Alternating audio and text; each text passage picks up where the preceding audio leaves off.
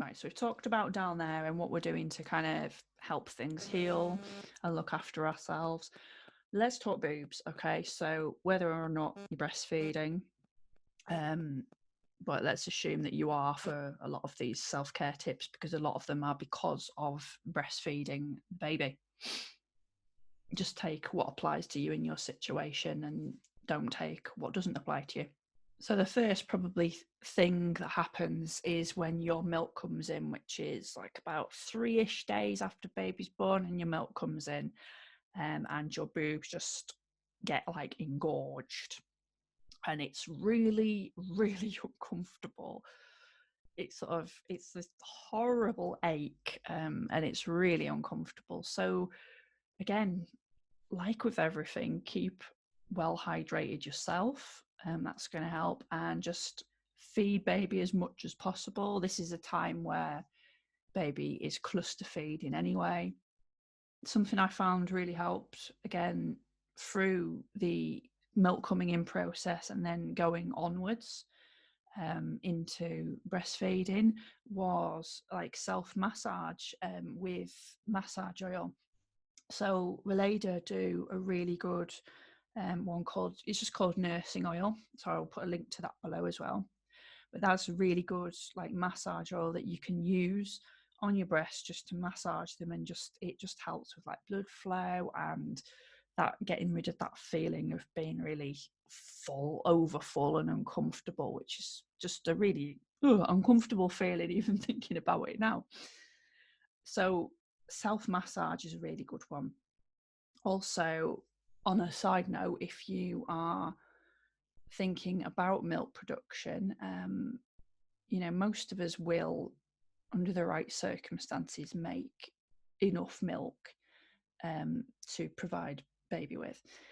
If you are feeling that you want to have a little bit of help with increasing the milk production for whatever reason, then something I used to do was drink fennel tea. You can get like particular blends of like mother tea or nursing tea, which are great.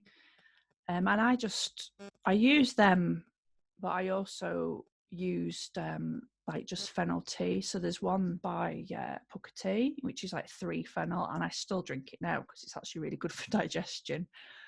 But I used to drink it like non-stop because I had a preemie baby and I was expressing milk. So I really wanted to have that help with getting my milk production up, because it was, under more difficult circumstances to make it. If you're going for herbal tea as well, fennel and fenugreek are 2 really good herbs for breast milk production.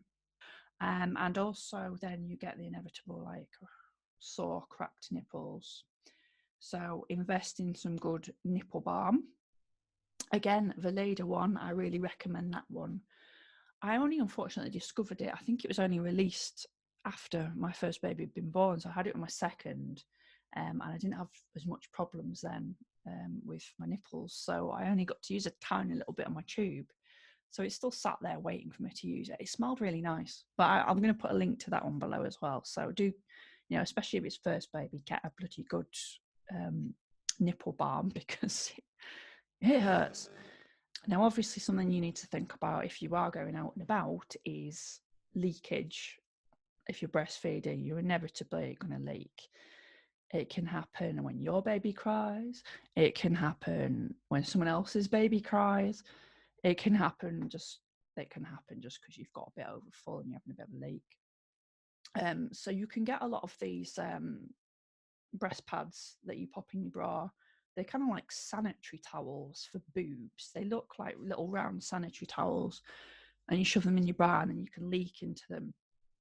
And I have used them in the past. I wouldn't necessarily recommend using them, because unless you've got to change them really regularly, and you can also end up where you can, because it's sort of all, I hate the word moist, but it's the best descriptive word I can use, because it gets like moist, and if there's leaks and it's a warm area as well, you can open yourself up potentially to getting thrush there, which then passes between like your nipple and the baby's mouth with oral thrush. You can buy like reusable ones, like washable ones. I think in the end, personally, I didn't majorly go out and about anywhere where I didn't have a coat on. And if I did, then yeah, I did use the odd disposable breast pad, but literally just while I was out the house and just not for too long. So as well as the bleeding, there's the fluid loss. So expect in the early days and weeks to be peeing a lot. It seems counterintuitive sometimes when you're like trying to lose water to drink more, but it helps with your kidneys. It helps process all the fluid that's being lost and kind of flush everything through.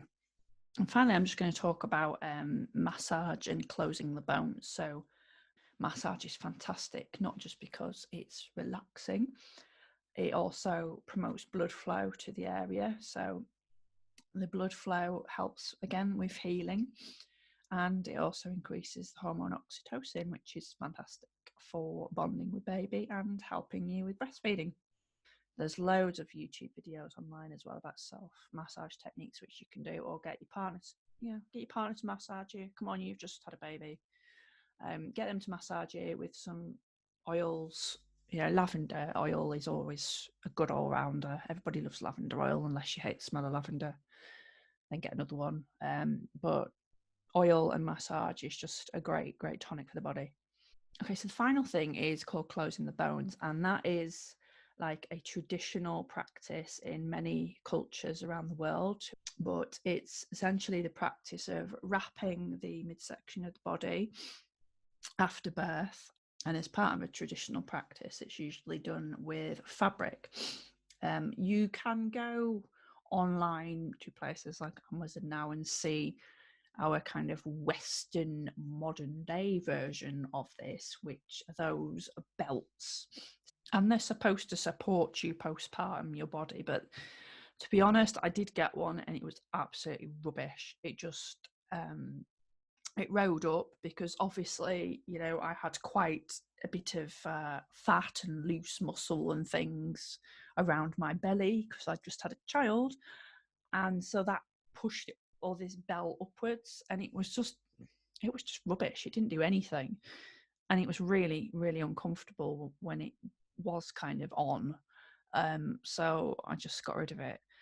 The easiest thing to use, if you're not going to go with the traditional fabric method, is like a tubular bandage. So that gives you quite a good snug support around the midsection, but it's not too tight, and it's quite comfortable to wear as well, day to day underneath your clothing. So those are just my few physical self-care tips for after you've had your baby. As we go more into the postpartum recovery tips series, we're going to be covering things more specifically. So, like exercise after baby is born, and also more about breastfeeding as well. Keep the conversation going on our Facebook page or on our Instagram page, and I will see you soon.